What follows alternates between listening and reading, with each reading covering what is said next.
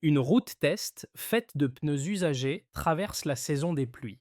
Alors que l'infrastructure classique absorbe des budgets énormes, le Burkina Faso mise sur une chaîne locale qui transforme un déchet en matériau et promet une praticabilité plus régulière.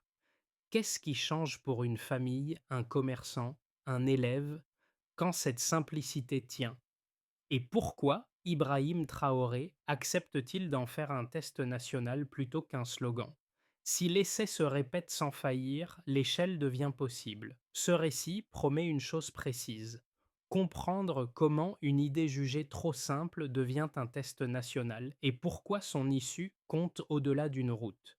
En quelques minutes, le spectateur gagne une clé de lecture claire. Moins de dépendance, plus de maîtrise locale, mais un risque réel si l'expérience échoue. L'enjeu n'est pas seulement technique. Il touche à la capacité d'un pays à choisir ses méthodes quand les standards dominants viennent d'ailleurs. D'un côté, une promesse de réduction des coûts, de recyclage et d'emplois ruraux. De l'autre, la crainte d'un revers qui renforcerait la dépendance aux prestataires extérieurs. Ce fragile équilibre explique pourquoi chaque kilomètre posé pèse plus lourd qu'il n'y paraît et pourquoi le débat dépasse rapidement le chantier. La première révélation tombe vite. Une route test a traversé toute la saison des pluies sans devenir impraticable. Le récit avance un chiffre qui coupe court aux moqueries initiales. Près de 40% de réduction des coûts de construction par rapport aux méthodes classiques. À partir de là, la question posée dès l'ouverture cesse d'être théorique. Il ne s'agit plus d'une idée ingénieuse racontée depuis une tribune, mais d'un résultat observé sur le terrain. Cette bascule est centrale car elle oblige à regarder autrement un problème ancien. Au Burkina Faso, de nombreuses routes rurales deviennent inutilisables dès que les pluies s'installent. L'accès aux écoles, aux centres de santé et aux marchés dépendent alors moins de la distance que de la météo. Dans ce contexte, Ibrahim Traoré apparaît moins comme un technicien que comme un déclencheur. Le projet des pneus usagés répond à une contrainte concrète: faire avec des ressources disponibles localement, là où les solutions importées sont coûteuses et difficiles à maintenir. Le pari est double: réduire la facture immédiate de la construction, mais aussi diminuer la dépendance à des acteurs extérieurs qui contrôlent souvent les matériaux, les normes et les délais. Le contexte social renforce l'enjeu. Dans les zones rurales, une route qui disparaît sous la boue n'est pas un simple désagrément. Elle ralentit l'activité économique, isole les villages et transforme chaque déplacement en pari. C'est pourquoi l'initiative est décrite comme un test national plutôt qu'un projet pilote discret. Si la méthode échoue, elle risque de disqualifier durablement l'idée d'alternative locale. Si elle tient, elle ouvre une brèche dans des pratiques considérées comme intouchables. Cette brève révélation referme la première attente de compréhension. La simplicité n'est pas seulement séduisante, elle fonctionne une fois. Reste à comprendre comment ce résultat a été obtenu et surtout s'il peut être répété sans perdre sa crédibilité à mesure que l'échelle grandit. Le récit quitte brièvement la figure centrale pour suivre un acteur discret du projet, un chef d'équipe local chargé d'organiser la collecte et la préparation des pneus. Son rôle n'a rien de spectaculaire, et c'est précisément ce qui rend l'initiative compréhensible.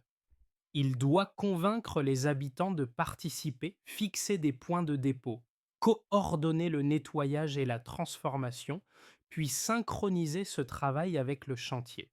La route devient alors une chaîne d'actions concrètes plutôt qu'une promesse abstraite.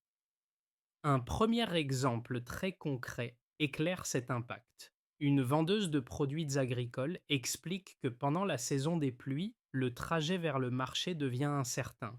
La piste se coupe, les retards s'accumulent et une journée de vente peut être perdue. La section de route test ne change pas la récolte, mais elle change la régularité. Pouvoir planifier un aller-retour sans dépendre de la météo réduit l'incertitude, et ce détail pèse lourd dans une économie rurale. Un second exemple très concret vient d'un agent de santé. Il décrit les retards quand une piste s'effondre sous l'eau et l'angoisse de ne pas atteindre un village à temps. L'intérêt de la nouvelle chaussée n'est pas seulement de tenir, mais de tenir au moment où les autres cèdent. Ce point reconnecte l'innovation technique à un enjeu social immédiat.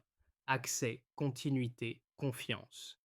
Ces impacts précoces donnent un sens concret au pari porté par Ibrahim Traoré. La route n'est pas encore un modèle national, mais elle commence à modifier des gestes quotidiens. Ce que cela change concrètement, c'est qu'une infrastructure stable réduit l'incertitude avant même de transformer les chiffres. Avant, les pistes rurales se rompaient dès que la pluie s'installait. Après, une section test reste praticable et force à reconsidérer l'évidence. C'est sur cette bascule que s'organise la chronologie du projet porté par Ibrahim Traoré, non comme une annonce spectaculaire, mais comme une suite d'étapes exposées au réel. L'activation commence par un geste simple. Transformer un déchet en matériau. Des pneus usagés, promis à l'abandon ou à la combustion, deviennent l'objet d'une collecte organisée. Des points de dépôt sont installés dans les villages. Les habitants apprennent à trier, nettoyer et préparer ces pneus pour un usage précis. La logistique prend immédiatement une place centrale. Sans flux régulier de pneus, le chantier s'arrête. Sans chantier visible, la crédibilité du projet s'érode. Vient ensuite la phase de mise en œuvre. Les équipes locales sont formées aux techniques spécifiques différentes des méthodes routières classiques. Le rythme est volontairement progressif. On avance par segments courts, observables, faciles à corriger. Cette lenteur apparente est un choix. Elle permet de garder le contrôle, d'ajuster les gestes et de maintenir l'implication des communautés. La route n'est pas décrite comme un ruban d'ingénierie, mais comme un processus collectif. Le moment de tension arrive avec l'exposition publique. Les premiers mètres posés attirent l'attention parce qu'ils rompent avec les habitudes. Les méthodes traditionnelles, coûteuses et dépendantes d'entreprises extérieures, sont mises en contraste. Ici, le récit insiste: on travaille avec ce qui existe sur place. On implique les habitants. On transforme la construction en acte partagé. À ce stade, le projet devient visible, donc critiquable. Le véritable climax survient avec la météo. La saison des pluies arrive comme un test brutal. Les routes classiques, selon le récit, se dégradent rapidement dans ces conditions. La section en pneus, elle, traverse les intempéries sans dommages majeurs. Ce passage change la nature du débat. Une hypothèse devient un résultat observable. L'initiative cesse d'être perçue comme risquée par défaut et entre dans une zone grise où elle doit être discutée sur des faits. Les premières données commencent alors à circuler. Le récit évoque une réduction significative des coûts de construction et une baisse des besoins d'entretien. Ces chiffres ne sont pas présentés comme des promesses, mais comme des signaux. Ils ouvrent une nouvelle scène. Si l'argent économisé peut être réaffecté, l'infrastructure cesse d'absorber l'essentiel des budgets disponibles. La route devient un levier plutôt qu'un gouffre financier. Mais chaque avancée déclenche une réaction. Les entreprises de construction traditionnelles intensifient leur critique. Elles invoquent la durabilité à long terme, la sécurité et les standards internationaux. Le projet quitte le terrain local pour entrer dans des arènes plus lointaines où les intérêts économiques et les normes pèsent lourd. Ibrahim Traoré, dans ce récit, ne répond pas par la surenchère verbale. Il laisse les sections posées et les saisons traversées parler à sa place. La séquence se termine sur une incertitude assumée. Une route qui tient une fois n'est pas encore un modèle, mais une route qui tient quand les autres cèdent oblige à poursuivre l'expérience. La chronologie n'aboutit pas à une victoire définitive. Elle installe une question durable. Combien de preuves faudra-t-il pour transformer un test local en trajectoire nationale? Avant le projet, une route rurale classique absorbait des coûts élevés et un entretien fréquent. Après le pilote, la méthode aux pneus usagés affiche des écarts mesurables. Le premier chiffre avancé est le plus commenté, environ 40% de réduction des coûts de construction par rapport aux techniques traditionnelles. Explication: moins de matériaux importés réduit la facture initiale et les délais. Cette donnée n'est pas présentée comme une promesse future, mais comme un constat issu des sections testées. Elle sert de point d'ancrage au débat, car elle touche directement la contrainte centrale des infrastructures rurales, le budget limité. Un second indicateur complète le tableau. Le récit évoque près de 30% de baisse des coûts d'entretien sur la durée observée. Explication: une chaussée plus souple encaisse mieux pluie et chaleur répétée. Dans un pays où la maintenance et c'est souvent le maillon faible, ce delta change la logique économique. Une route qui coûte moins à maintenir libère des ressources pour d'autres besoins essentiels, au lieu d'engloutir chaque année des fonds de réparation. Le troisième chiffre concerne l'environnement et la logistique. La méthode permet de recycler environ 10 000 pneus par kilomètre de route. Explication: le déchet local devient une ressource structurante du chantier. Cette donnée n'est pas seulement symbolique, elle décrit l'ampleur de l'organisation nécessaire. Collecte, tri, nettoyage et préparation doivent suivre un rythme constant pour alimenter la construction. Sans cette chaîne, le modèle s'effondre. Pris ensemble, ces chiffres forment une preuve en faisceau. Aucun ne suffit isolément à justifier un basculement national, mais leur combinaison rend l'option difficile à écarter. Réduction des coûts initiaux, baisse de l'entretien, valorisation d'un déchet abondant. Chaque élément répond à une faiblesse structurelle des infrastructures rurales. Le raisonnement n'est pas idéologique, il est comptable et opérationnel. Ibrahim Traoré s'appuie sur cette logique pour déplacer la discussion. Il ne s'agit plus de savoir si l'idée est originale, mais si ces écarts peuvent être reproduits ailleurs sans se diluer. La question de l'échelle revient immédiatement. Une route test fournit des chiffres clairs. Un réseau national exige une répétition stable de ces résultats. Cela suppose des volumes de pneus suffisants, des équipes formées en nombre et une coordination continue. Les critiques utilisent ces mêmes chiffres pour nourrir leurs doutes. Ils admettent les économies à court terme, mais interrogent la durabilité sur des périodes plus longues et sous trafic plus intense. Le débat se resserre alors autour d'un point précis: les données actuelles prouvent une viabilité locale, pas encore une garantie universelle. Cette tension est centrale car elle empêche toute conclusion hâtive. La preuve quantitative referme la seconde attente de compréhension. Le comment ça coûte moins trouve une réponse chiffrée et expliquée. Reste la question la plus délicate. Comment ces chiffres résistent-ils face aux objections les plus solides, et que valent-ils face aux standards dominants quand on change d'échelle? Les critiques du projet avancent deux arguments principaux, formulés de la manière la plus solide possible. Le premier concerne la durabilité à long terme. Selon eux, une route faite de pneus usagés peut fonctionner sur des tronçons courts et peu fréquentés, mais rien ne prouve qu'elle résistera sur plusieurs années sous un trafic plus intense ou dans des zones soumises à des contraintes climatiques extrêmes. Il rappelle que les infrastructures routières ne sont pas jugées sur une saison, mais sur leur capacité à tenir dans le temps sans multiplier les réparations coûteuses. Dans cette lecture, les résultats actuels sont encourageants, mais insuffisants pour conclure. Le second argument touche à la sécurité et aux normes.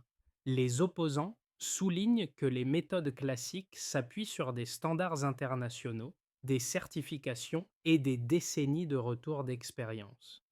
Une technique alternative encore peu répandue pose un problème d'acceptation institutionnelle. Même si une route tient, elle doit être reconnue comme sûre par des autorités, des assureurs et des partenaires financiers. Sans ce cadre, l'innovation risque de rester marginale, cantonnée à des projets pilotes sans débouché national. La réponse portée par les partisans d'Ibrahim Traoré ne nie pas ces objections, elle les replace dans leur contexte. D'abord, l'usage visé est clairement défini. Des routes rurales à trafic modéré où la priorité est la praticabilité pendant la saison des pluies, pas la vitesse ou le volume. Ensuite, les chiffres observés, coût réduit, entretien allégé, résistance aux intempéries, sont présentés comme des preuves conditionnelles valables dans ce périmètre précis. L'objectif n'est pas de remplacer toutes les routes, mais de résoudre un problème ciblé avec des moyens adaptés. Sur les normes, la réponse est pragmatique. Les défenseurs du projet soulignent que les standards évoluent souvent après les pratiques, pas avant. Une méthode doit d'abord fonctionner de manière répétée pour être ensuite formalisée. Dans ce cadre, le projet est vu comme une phase d'apprentissage à ciel ouvert. Chaque saison traversée sans dégradation majeure ajoute une donnée au dossier plutôt qu'un argument théorique. Cette lecture la plus solide des critiques révèle une ligne de fracture nette. D'un côté, l'exigence de garantie complète avant toute généralisation. De l'autre, l'acceptation d'un risque mesuré pour répondre à une urgence concrète. Le débat ne porte plus sur l'ingéniosité de l'idée, mais sur le seuil de preuve jugé suffisant pour agir. À ce stade, le projet cesse d'être jugé uniquement comme une curiosité technique. Il devient un test politique et organisationnel parce qu'il met en jeu la capacité d'un État à soutenir une solution qui n'entre pas parfaitement dans les cadres existants. Le révélateur n'est pas un nouveau chiffre, mais un déplacement du regard. La question n'est plus est-ce possible, mais qui accepte d'assumer cette trajectoire. Ibrahim Traoré apparaît alors comme un point de jonction, non pas parce qu'il maîtrise chaque détail technique, mais parce qu'il accepte d'exposer une méthode locale à l'épreuve publique sans la protéger derrière un discours héroïque. Le projet est laissé volontairement visible, critiquable, perfectible. Cette exposition est risquée, elle ouvre la porte aux attaques, mais elle rend aussi la preuve lisible pour tous. Ce à mi-parcours révèle une chose essentielle. L'enjeu principal n'est pas la route elle-même, mais la gouvernance de l'expérimentation. Une idée simple peut survivre aux moqueries. Ce qui l'a fait basculer, c'est la capacité à organiser la répétition, à documenter les résultats et à accepter les corrections sans abandonner le cap. À partir de là, le récit ne parle plus seulement d'infrastructure, mais de choix collectifs. Cette bascule referme une attente implicite. Le projet n'est ni un miracle, ni une improvisation. Il devient une décision assumée avec ses coûts, ses limites et ses responsabilités. Et c'est précisément ce qui prépare la question suivante.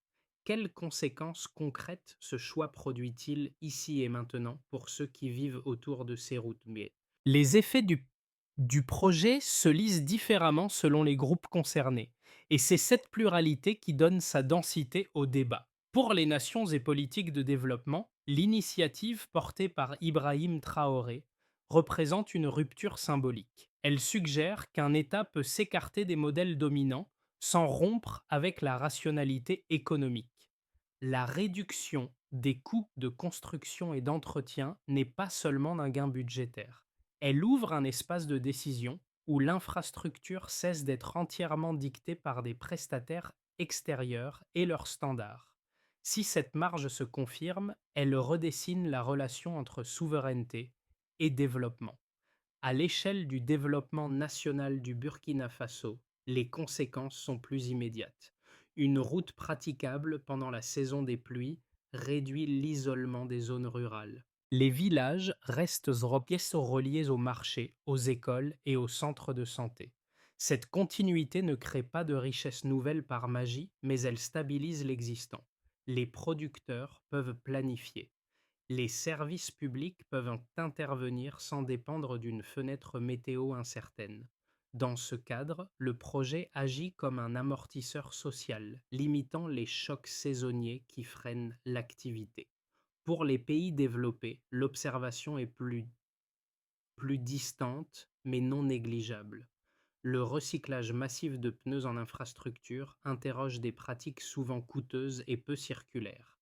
Même si le contexte n'est pas transposable tel quel, l'idée qu'un déchet puisse devenir un matériau routier fonctionnel attire l'attention. Le projet d'Ibrahim Traoré devient alors un cas d'étude, non pas une recette universelle, mais une preuve que l'innovation peut émerger hors des centres habituels. Enfin, pour les observateurs internationaux et visiteurs attentifs, l'impact est narratif autant que pratique.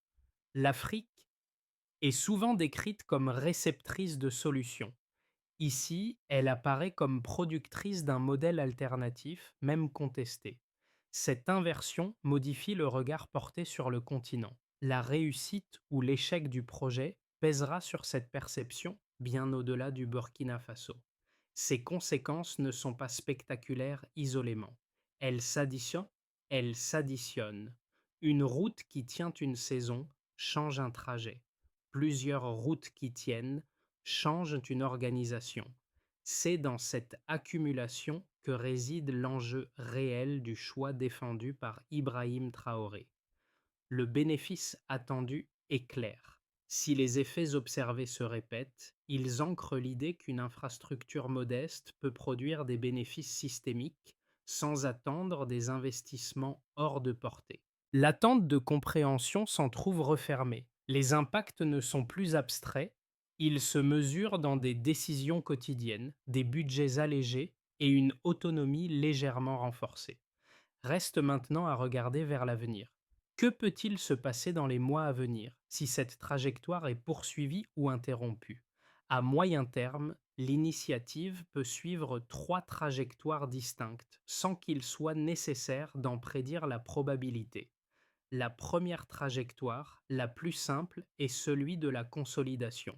L'État stabilise les projets pilotes existants et s'étend progressivement la méthode aux zones rurales où l'enjeu principal reste la praticabilité pendant la saison des pluies. Le déploiement avance par grappes. Villages, axes secondaires, puis liaison vers marchés, écoles et centres de santé. L'attention se déplace vers des règles de qualité, des routines de maintenance et une organisation durable de la collecte. Dans ce cadre, Ibrahim Traoré gagne du temps. Il ne promet pas une rupture immédiate, il empile des preuves, saison après saison. La deuxième trajectoire, plus favorable, repose sur un effet d'entraînement. Les résultats initiaux renforcent la confiance locale et attirent une attention internationale plus favorable. Les centres de collecte et de transformation se multiplient. Les formations s'élargissent. L'emploi rural se renforce autour d'une chaîne désormais mieux structurée. Les économies réalisées sur la construction et l'entretien ouvrent des marges budgétaires réaffectées à d'autres priorités comme la santé ou l'éducation. Dans cette trajectoire, le projet devient un modèle observé au-delà du Burkina Faso, sans être copié mécaniquement. La troisième trajectoire, plus fragile, met en lumière les fragilités. L'opposition s'intensifie, les critiques sur la sécurité et la durabilité prennent le dessus et des difficultés logistiques apparaissent. La collecte devient irrégulière, la coordination se complique et une défaillance visible suffit à fragiliser la confiance. Le projet se fige à l'échelle de quelques régions et l'initiative est reléguée au rang d'expérience intéressante mais non généralisable. Quel que soit le chemin suivi, une recommandation méthodologique s'impose. Juger l'initiative sur une chaîne complète, pas sur un symbole isolé. Si la collecte, la transformation, la pose et l'entretien restent cohérents, la promesse tient. Si un seul maillon cède, le récit s'effondre. C'est à cette condition que les mois à venir diront si le pari engagé par Ibrahim Traoré relève de l'exception locale ou d'une trajectoire durable. À ce stade, l'histoire cesse d'être lointaine et rejoint des situations familières. Pour un parent, l'enjeu se résume souvent à une question simple. Pourra-t-on rejoindre l'école ou le centre de santé sans perdre une journée entière à cause de la pluie. Pour un petit commerçant, il s'agit de savoir si un trajet vers le marché reste possible quand la piste se dégrade. Ces gestes ordinaires forment la toile de fond sur laquelle le projet prend sens, bien avant les débats techniques. Le récit insiste aussi sur un effet moins visible mais déterminant, la prévisibilité. Une route qui tient permet d'anticiper. Elle ne rend pas la vie plus riche instantanément, mais elle la rend moins incertaine. Cette réduction de l'aléa change la manière dont les familles organisent leur temps, leurs déplacements et leurs priorités. Elle transforme des choix subis en décisions planifiées. Pour le spectateur, l'enjeu n'est donc pas d'adhérer à une innovation par principe, mais de reconnaître ce que produit une continuité minimale. Quand une infrastructure cesse de disparaître à la première pluie, elle devient un support fiable, même modeste. Cette fiabilité est souvent invisible dans les grandes annonces, mais elle pèse lourd dans les existences quotidiennes. Deux pistes simples émergent sans ajouter de fétoccio nouveaux. D'abord, apprendre à distinguer une réussite spectaculaire d'une réussite durable. Une solution utile est celle qui se répète sans héroïsme. Ensuite, regarder comment une implication locale transforme la relation à un projet. Quand on participe à sa mise en place, on en comprend aussi les limites et les responsabilités. C'est à ce niveau que le choix porté par Ibrahim Traoré rejoint chacun. Il ne s'agit pas seulement d'une route, mais d'une manière de juger le progrès à partir de ses effets concrets, et non de ses promesses. La question devient alors personnelle. Dans un contexte contraint, qu'est-ce qui mérite d'être soutenu parce que cela rend la vie un peu plus stable? Pour passer du test à une trajectoire nationale, le projet suit une logique en plusieurs étapes clairement identifiables. La première consiste à sécuriser la chaîne amont. Des centres de collecte et de préparation des pneus doivent être stabilisés par zone, avec des volumes suffisants pour éviter les ruptures. Sans ce socle, la méthode perd sa cohérence opérationnelle. La deuxième étape porte sur les compétences. Des équipes locales sont formées aux techniques spécifiques, non seulement pour poser les chaussées, mais aussi pour les réparer et les entretenir. L'objectif n'est pas la performance exceptionnelle, mais la reproductibilité. Une solution utile est celle qui peut être transmise sans dépendre d'experts rares. La troisième étape concerne le cadre de suivi. Des critères simples sont retenus. Tenue pendant la saison des pluies, coût réel d'entretien, continuité de circulation. Ces indicateurs ne servent pas à convaincre à l'avance, mais à documenter ce qui fonctionne et ce qui doit être corrigé. Dans cette approche, l'échec partiel n'est pas disqualifiant s'il est mesuré et corrigé. La quatrième étape touche à la coordination institutionnelle. Les autorités locales, les équipes techniques et les communautés doivent partager un calendrier et des responsabilités claires. C'est ici que le rôle d'Ibrahim Traoré se précise.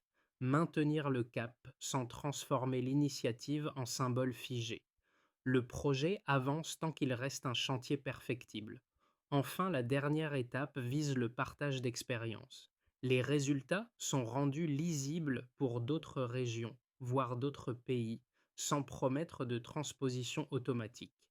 La méthode est proposée comme une option conditionnelle, pas comme une recette universelle. Cette feuille de route referme la quatrième attente de compréhension. Elle montre que la question n'est pas faut-il croire, mais comment organiser pour que cela tienne. La suite logique n'est plus technique mais narrative. Que reste-t-il émotionnellement quand une expérience locale commence à redéfinir ce que signifie réussir ensemble? Le récit revient au point de départ, à cette route discrète qui traverse un village sans attirer l'attention des cartes nationale. Elle n'est ni large ni spectaculaire. Elle est simplement là, praticable quand la pluie tombe. Le chef d'équipe suivi plus tôt passe chaque jour devant, vérifie, ajuste, répare si nécessaire. Ce geste répété donne chair à ce que le projet signifie réellement. Ibrahim Traoré apparaît alors moins comme un symbole que comme un fil conducteur. Le choix n'a jamais été de promettre un miracle, mais d'assumer une expérience exposée au réel. La route en pneus recyclés ne prouve pas que tout est résolu. Elle prouve qu'un autre point de départ est possible à condition d'accepter la lenteur, les corrections et les limites. L'émotion ne vient pas de l'innovation elle-même, mais de ce qu'elle permet.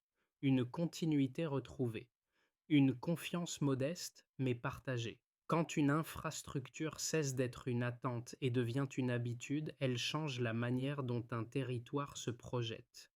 La route n'est plus une promesse politique, elle devient un fait quotidien. C'est ce déplacement qui marque durablement. Pas la rupture, mais la répétition. Pas le discours, mais l'usage. Dans cette histoire, la conclusion n'est pas une victoire éclatante, c'est une stabilité gagnée pas à pas, qui redéfinit silencieusement ce que réussir veut dire pour une communauté. Arrivé à ce point, le récit ne demande pas une adhésion enthousiaste, mais une réflexion plus fine. L'initiative portée par Ibrahim Traoré invite à déplacer le regard, juger un projet non sur son image ou sa nouveauté, mais sur ce qu'il change concrètement jour après jour. Une route faite de pneus recyclés n'est pas un symbole en soi. Elle devient signifiante seulement si elle tient, se répare, se répète et s'inscrit dans des usages ordinaires. Cette histoire touche à quelque chose de plus large que le Burkina Faso. Elle interroge la manière dont les sociétés évaluent leurs choix collectifs. Faut-il attendre des solutions parfaites, certifiées, universelles, ou accepter des réponses imparfaites mais adaptées à un contexte précis? La question n'est pas technique, elle est profondément politique et sociale. Pour le spectateur, l'invitation est assez simple. Observer autour de soi ce qui fonctionne sans faire de bruit. Se demander quelles initiatives méritent d'être soutenues parce qu'elles réduisent l'incertitude, même modestement, et distinguer ce qui relève du discours de ce qui relève de l'usage réel. Le débat reste ouvert. Cette expérience deviendra-t-elle une trajectoire durable ou restera-t-elle un épisode marquant mais limité? La réponse ne dépend pas seulement des routes, mais de la capacité collective à apprendre de ce qui marche, sans idéaliser ni disqualifier trop vite.